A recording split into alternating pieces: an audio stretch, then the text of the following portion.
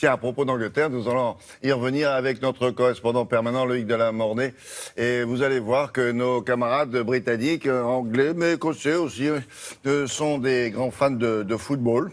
Et on les sait un peu sanguins, c'est le moins qu'on puisse dire. Et on en a eu la preuve dès hier soir à Marseille. Pas trop de surprises de ce côté, hein Loïc? Bonjour.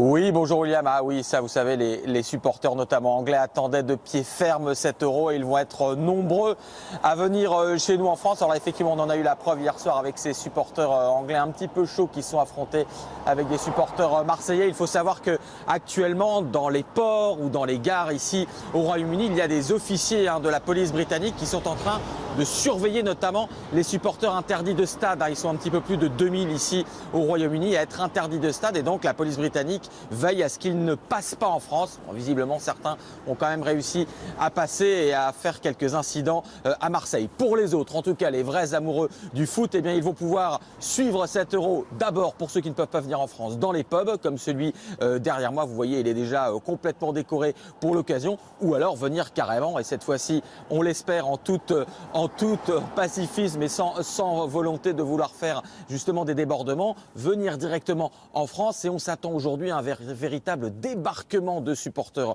anglais, notamment à Paris. Vous allez le voir dans ce reportage, on attend la plus grosse journée de l'histoire de l'Eurostar, tant le nombre de supporters à venir en France est important. On estime qu'ils seront 500 000, j'ai bien dit 500 000, un demi-million de supporters anglais, gallois, effectivement, ou nord-irlandais à venir en France. Regardez ce reportage de Laura Calmus. C'est un événement très attendu de l'autre côté de la Manche. Anglais, gallois, britanniques, la France va voir déferler sur ses terres près de 500 000 fans britanniques. Et à la gare Saint-Pancras de Londres, l'effervescence se fait déjà sentir. J'ai tellement hâte, j'y pense depuis que j'ai mon ticket, donc ça fait déjà 6 mois, je suis très pressé. J'ai hâte d'assister au match d'ouverture. Je me vois déjà entrer dans le stade, ça fait déjà plus d'une semaine que j'y pense. Je suis très excité. Et un match occupe particulièrement l'esprit des fans. Angleterre-Pays de Galles va être énorme. C'est le match dont tout le monde parle ici. Imaginez 40 000 supporters anglais et gallois, c'est génial. Alors l'Eurostar se frotte les mains et n'hésite pas à sortir le grand jeu pour ses clients. Aujourd'hui, s'annonce même être la journée la plus chargée de l'histoire de la compagnie. Nous allons avoir 1 million de passagers pendant toute la durée de l'Euro. Beaucoup de supporters et beaucoup d'enthousiasme. Et aujourd'hui, le jour de l'ouverture de l'Euro, il y aura 30 000 passagers dans nos trains. Et pour ceux qui ne peuvent pas partir, il faudra célébrer dans la rue. Et même si la plupart des matchs auront lieu pendant les horaires de bureau, les Anglais pensent pouvoir trouver des solutions. Je vais me faire porter malade. Je vais imposer mes congés. Je dois regarder le match. Je vais demander à mon patron de changer mes horaires. Mais je serai peut-être malade. Pour éviter une baisse de productivité, le gouvernement conseille officiellement aux employeurs d'accorder plus de flexibilité sur le temps de travail en aménageant les horaires et demande même que l'accès à Internet et aux réseaux sociaux soit moins contrôlé pendant toute la durée de l'Euro 2016. Loïc, est-ce que vous avez senti chez les supporters, les vrais, ceux qui aiment le foot, une certaine appréhension de venir en France dans une situation sociale un peu tendue, avec des menaces de grève des transports, ou pas du tout?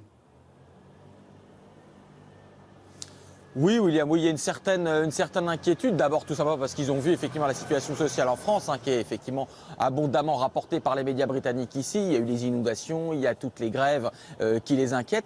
Il y a aussi la vraie menace du terrorisme. Il faut savoir qu'ici, le gouvernement britannique, le ministère des Affaires étrangères, a lancé un avertissement il y a 2 jours assez solennel en disant aux supporters britanniques que la France était en situation de risque terroriste très très élevé et qu'il fallait qu'ils soient prudents. Mais enfin, la dernière inquiétude, surtout pour les supporters britanniques, c'est la langue de Molière. Ils ne parlent pas tous français, alors eh bien les journaux britanniques ont fait un petit guide de traduction pour les supporters anglais en leur donnant les équivalences de certaines expressions, notamment en termes de foot. Alors par exemple, faire un petit pont quand le ballon passe entre les jambes de son adversaire, vous savez comment ça se dit en anglais, ça se dit do a nutmeg, faire une noix de muscade. Une noix de muscade, bon, on ne voit pas trop le rapport, mais c'est la traduction anglaise. Ou alors fermer la défense, quand on veut fermer la défense, éviter que le ballon ballon de passe, et ben les Anglais ils disent ça, park the bus, garer le bus. Voilà, avec ces petits lexiques dans les journaux britanniques, les Anglais se sentent mieux armés pour affronter la compétition dans notre pays. C'est ça, il y a marqué Frogs aussi, parce qu'ils nous appellent toujours comme ça?